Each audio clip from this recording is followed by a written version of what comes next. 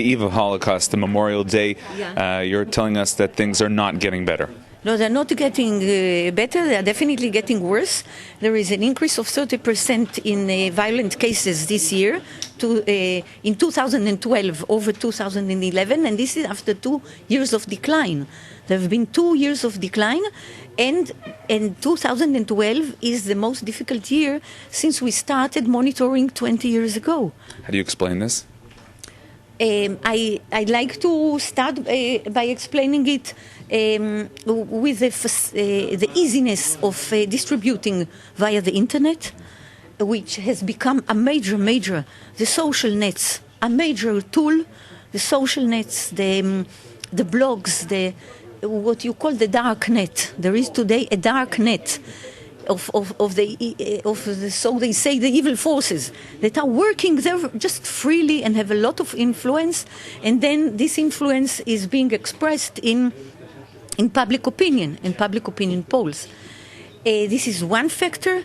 Also, the economic crisis, which is not adding, it is fomenting unease and the rise and strengthening of parties, radical parties, right-wingers, who have an anti-Semitic agenda. How about Muslim anti-Semitism? Are we seeing more of that? We do see, but not necessarily connected to the Middle East. A pillar of defense had little repercussion this year.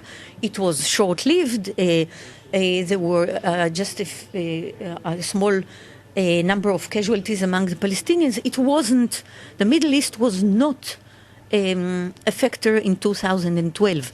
But what was a factor is anti-Semitic views that perhaps are new to Islam, but are very strong today.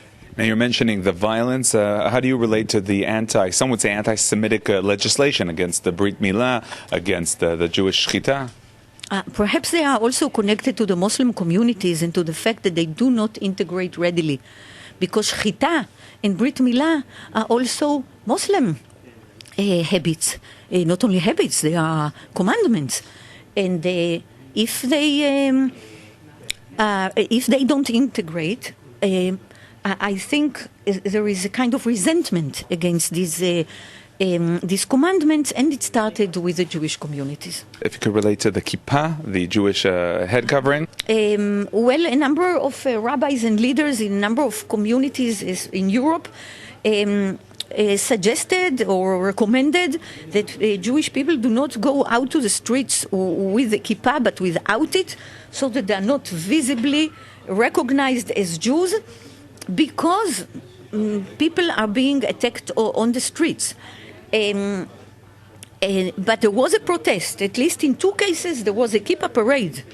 A kippah parade in which non-Jews went out to the streets with a kippah on their heads and paraded against the situation.